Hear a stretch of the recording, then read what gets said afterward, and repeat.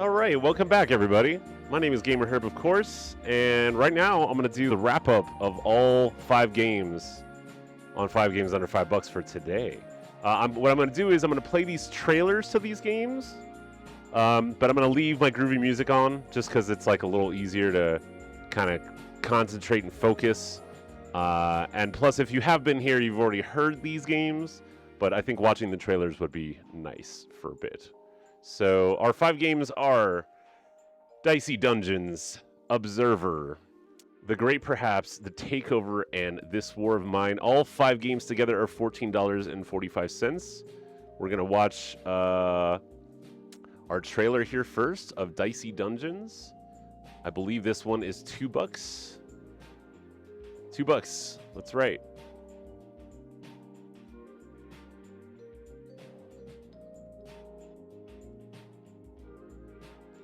So this is our first game, and I'm going to talk about it while we watch the trailer, while it goes on. How about that?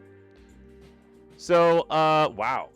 So, Dicey Dungeons.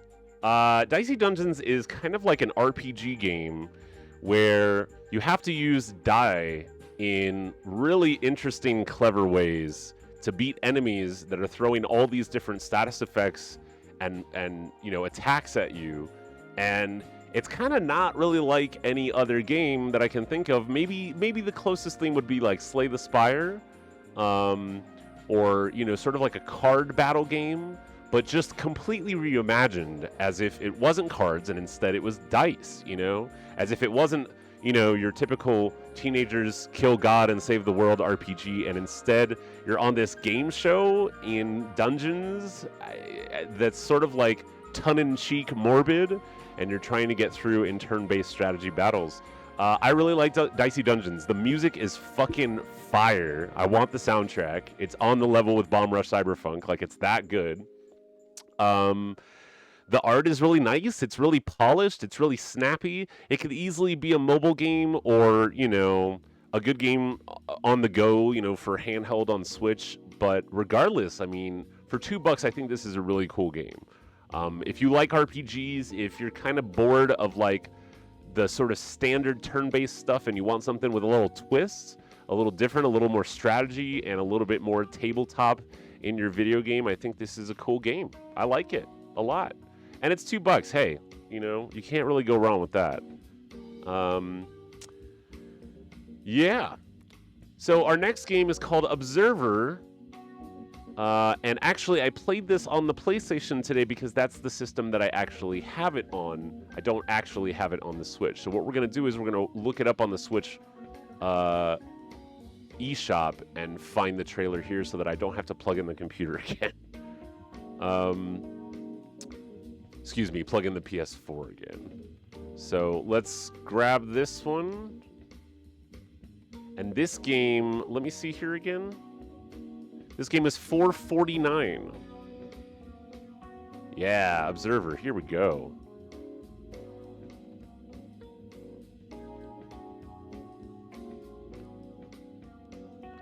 For $4.49, this is Observer.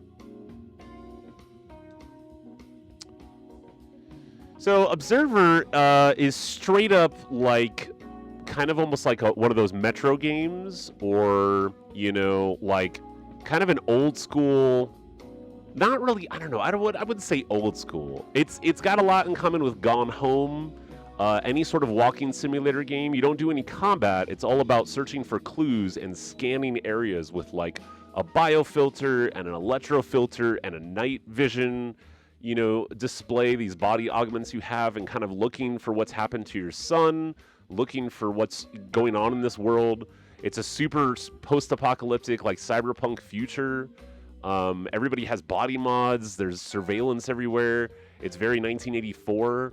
I love the graphics. And actually, this version on the Switch is Observer, which is what the price is for. But the version I played today was Observer System Redux, which is like the deluxe enhanced version. But they are the same game otherwise, other than the facelift. It's a really gorgeous game, though. Very, very atmospheric. Very scary and startling, but you don't really have to worry about like fighting. So it's more of like psychological horror of what's happening.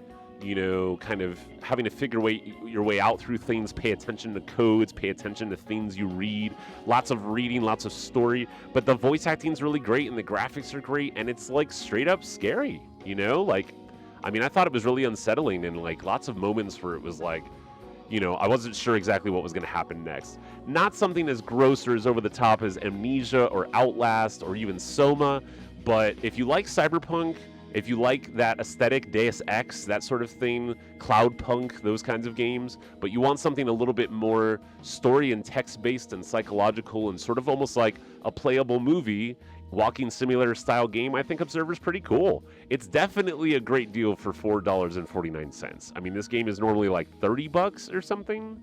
Not to be confused with Observation, which is another sort of scary cyberpunk horror sci-fi game. But yeah, I liked Observer. I thought it was cool. It doesn't have a ton in the way of like traditional gameplay, but I don't think it really needs it because the atmosphere and the story and the voice acting and the graphics and all that stuff really kind of make up for it. And if you're looking for sort of a game that you can play without having to like sweat while you figure out things out, I think Observer's pretty cool. There's another trailer here because why not? Thank you, by the way, Uncanny Imp. Trans rights are human rights, Black lives still matter, and free Palestine. Tell your friends you love them. Yep, for sure. On my other screen over here, I'm going to do this while we're right in the middle of this because, it's my stream and we can do it how we want it. I put that R.I.P. Fendi right above me. I was sharing his music around the other night and links to him. Life is short, y'all. And I think a lot of these games that I played today definitely have a lot to do with kind of like loss and figuring out your place in a fucked up future. At least 3 of the games, and Observer is one of them. It kind of like, I don't know, video games have always been like a good escape for me and a good way to kind of like gather my thoughts and go through with the things I need to go through in a virtual world. But losing friends suck. Genocide fucking sucks. The future doesn't always look that bright depending on how you look at it, but yeah, I'm with you, Uncanny Imp. Tell your friends you love them. So yeah, I liked Observer. I really hope the future doesn't go in this way. It certainly could, assuming we don't blow ourselves up by the time we get this kind of tech and it gets this deep and this intense. But yeah, interesting game, scary stuff, cool cyberpunk aesthetic, good story, good voice acting, all that. Yeah. So our next game, since that was the second trailer, our next game is called The Great Perhaps. Let me write this down in.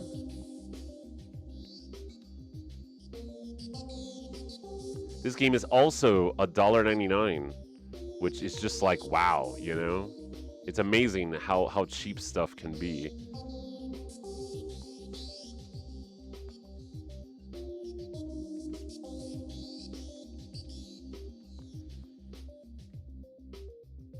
All right, so The Great Perhaps is a 2D sort of point-and-click game that very much reminds me of old DOS games, like maybe Maniac Mansion or Museum Madness or the Hugo games, or maybe even Scribblenauts in terms of the art style and kind of how the physics work.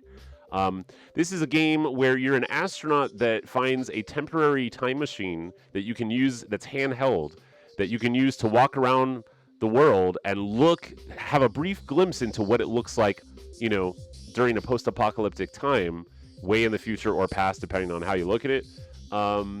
And you can also go there for temporary amounts of time in order to kind of like figure out things in each time period that you need to do that correspond with the others. Kind of like, the classic Link to the Past formula, right? Or maybe, I don't know, what's another game that flashes before these times, right? Legacy of Kain, Soul Reaver.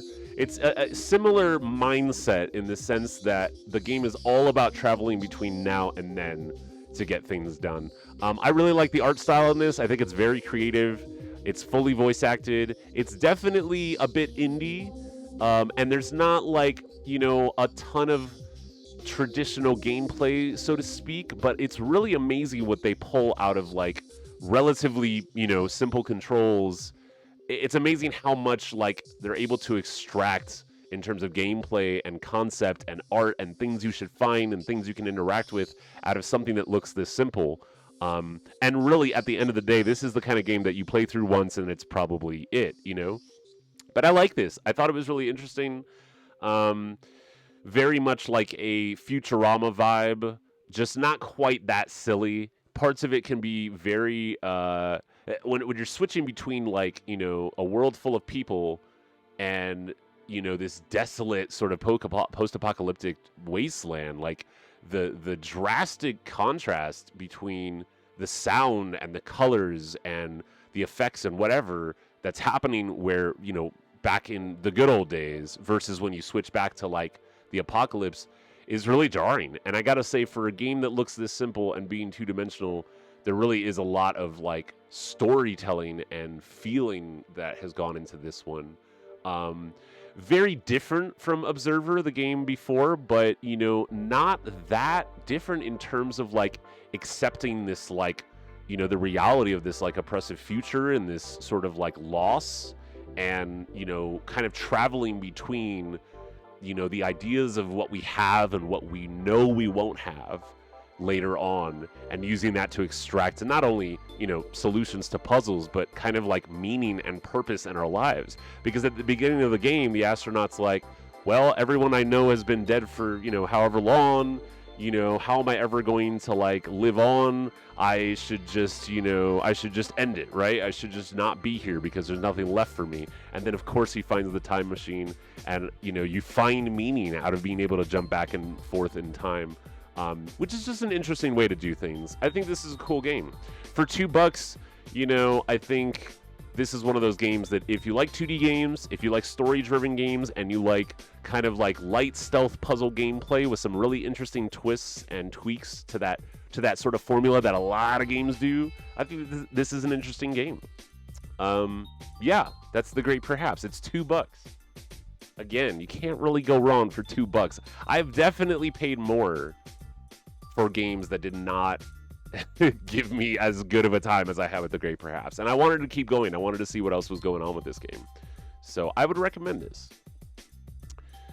All right, the next game is a totally different game that we played. This one is called The Takeover. The Takeover is $3.99, and it is a beat-em-up in the style of Final Fight or Streets of Rage. This game was sort of like marketed and co-produced with Matt McMuscles, who makes those YouTube videos all about like gaming industry faux pas and things that have happened over time with how game development cycles work. He has a great YouTube channel. I like this game. It's definitely right off the bat, it is not Streets of Rage 4. It's not Scott Pilgrim. It's not River City Girls. It's not like this hyper polished 100% best beat 'em up you ever played kind of game. But I will say, for being basically the vision and work of like mostly one person, this game is a tremendous feat. I mean, it looks fantastic. It sounds fantastic. It even has music by Yuzo Koshiro of the Streets of Rage soundtrack, among other games. It has an interesting way to do combos and supers and rage moves, and you have weapons, and the effects are sick, and the bosses are cool, and they have like an arcade in it. Definitely like, not the most polished beat 'em up I've ever played, and definitely not as good as Streets of Rage 4. And I have to compare it to that because Streets of Rage 4 is like the best beat 'em up I've ever played. But the fact that, the beat 'em up is solid, the beat 'em up, mechanics are solid. You can play 2-player, which is always a fucking great time. And there's like racing and jet sort of afterburner outrun levels to mix up the action. I think the Takeover's pretty sick. For $4, I mean, again, I've paid more for much simpler beat 'em ups with far less mechanics than this game is offering. It's not the most polished game ever. It's not a 10 out of 10 game, but I think it's definitely worth your time if you like beat 'em up games. And again, this is the kind of game that if you had a friend to go through with, spend 3-4 hours in an evening playing this all the way through, it's a fucking blast. I would so love to go through this with Lucas sometime, or with Pete if he's down for it. And like, I think, yeah, I mean, there's so many beat 'em ups out there, and there are better ones than the Takeover. But I got to give the Takeover some credit for trying something new, trying something, sort of like the art style is just really like the whole vibe of it, the whole style of it is very ballsy. It's very like, you know what? Maybe we don't have a whole franchise to choose from, but we're going to take our favorite pieces, set pieces, ideas, and some other stuff from other classic beat 'em up games like Final Fight and Streets of Rage and Ninja Turtles and kind of make our own thing. Every hit and every weapon has a satisfying crunch to it. You can dash left and right and up and down, which is not that common in a lot of beat 'em up games. I like this game. I thought it was cool. I would definitely finish this, and if I had a friend to play this with, I would definitely consider it a good co-op game, a good beat 'em up game. So, yeah, out of all the games on my entire list, maybe the Takeover is kind of, I don't know. I struggle to say that the Takeover is the weakest, just because it's probably, I don't know. We're going to have a final verdict, a final sort of sum up at the end, because at the end I like to talk about how, if there's one game off this list you should definitely have, it's XYZ, and if there's one game you should get rid of, it's this, it's XYZ. So we're gonna roll back around to the Takeover. But I did like it, and I thought it was good. I'm not gonna say it's great. I would say it's pretty damn good. Especially considering the team behind it, which is like basically one dude. All right, and the last game that we just played a little while ago is called This War of Mine. I think I played this game the longest today. This game is $1.99. And honestly, I mean, this game definitely offers a lot for that price, I would say. Not only is this game the sort of like deluxe edition that contains all the previous DLC, all the downloadable content, all the exclusive stuff, but this is a game about kind of managing your living space in the middle of a war-torn country. And it's like a combination of Don't Starve, Oregon Trail, there's another game. I'm trying to think of what it's called. I think it's called, not Submerged. It's like I don't know, but there's another game like this where you're like managing your resources in an apocalyptic setting, and trying to like find your way out. I had a good time with this. The story is super sad. I mean, this is not a game about smiling. This is a game about dealing with the realities of war. You have to find potable water. You have to cook your own food. You have to, sort of move pieces of rubble and build tools and craft things and manage your hunger and your wounds and your sickness. It's definitely not like a pleasant game, but I think this is a fantastic experience, and I think it's a game that hopefully can teach us, a lot more of us, lessons that we will never hopefully have to use. Do you know what I'm saying? While we're talking about it, since it's right here and I think it does apply, one of the reasons I chose this game today was because of the genocide that's going on in Palestine right now by Israel. Obviously, I'm just going to do a quick explanation of how I feel about this, but obviously, I don't want to see children hurt or killed, or anybody hurt or killed on any side of any culture, whatever. However, this idea that this is a war or a conflict is propaganda. That is propaganda to make us think that both sides are equal. And what's happening right now is that Israel is essentially saying, we don't care what we've done in the past. We're not going to let Palestine defend themselves in any way for any reason. They cut off their power. They cut off their electricity. They're like bombing hospitals. They're spreading all this propaganda. And a lot of our world's governments, a lot of powerful people are either agreeing with it or being bamboozled into agreeing with it for reasons, usually having to do with capitalism, oil, gas, money, power. So I think this War of Mine is a very powerful game, because this is one of those games that not only does some of the money go to the War Child charity, but it's just one of those things where not many games, so many games, especially games about war, have you just running around shooting people, collecting ammo, driving tanks. A lot of games don't have you deal with how it feels to be in a war, how it feels to be in a war zone as a typical citizen. Ask someone who is just working one day and then the next day you're suddenly getting bombed and you don't have any food or water or electricity. I think this is, the kind of experience that you have to be in the mood for, the kind of experience that you really need to, have the time and the energy and the spoons to kind of swallow. But I do think this kind of game is important. As much as I love silly games and arcade games, again, for far too many, war is not fiction. And I think at the very least, there are small things that we can do in this lifetime for those of us who live in privileged areas, who live with money and water and electricity and Wi-Fi and things like that. One of those things is to click on that link that I just put in the chat, arab.org/click to help Palestine. It literally just sends ad revenue to people helping out in Palestine. It takes 10 seconds to click it. You can do it once a day. Please do it. Please check out this war of mine. I think this game is fantastic. It's not happy subject matter, but not every game can be. If you like stealth, if you like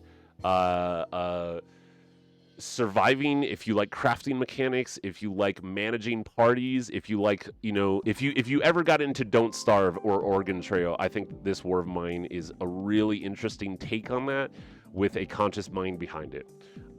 So yeah. With that said, this has been 5 games under $5. I have been doing this for a really long time. I have a massive list of games, and right after I go raid somebody, I'm going to actually go and edit the big Google Doc that's at that link with 350 plus games that I've played over the last 3 or 4 years. Every month I pick 5 more games, so in about a month I will do another 5 games under $5 where I sit and review and go through 5 more awesome indie games. I generally do a little bit of research, on these before I choose them to make sure there's something I want to play at all, like not something that's complete trash. So I kind of knew going into this that I would like all these, but I didn't, I hadn't actually played any of them yet, except for the Takeover for like 10 minutes a month ago. It doesn't count. I like all of these games. I would recommend all of these games. It just depends on kind of what you're looking for, but I would not say that any of these games are badly made or unfair or buggy. No crashes, no problems. I think all of these games are good in their own way. Real quick, Dicey Dungeons is a strategy turn-based sort of RPG game with a tongue-in-cheek roguelike flair. Observer is a first-person narrative survival horror cyberpunk sci-fi story where you look for clues to find out who murdered your son. The Great Perhaps is a interesting two-dimensional, really well-drawn game about going in between the future and the past on the fly to solve immediate problems for a person who fell asleep in a cryogenic chamber for over 100 years. The Takeover is a not quite that polished, but very, very cool beat-em-up game by a very small team of people with some killer music and great style. If you have a buddy and you like beat-em-up games, just get the Takeover. I mean, give it a try. At least one playthrough I think would be fun no matter who you are. And this War of Mine, again, is a very sobering, very real survival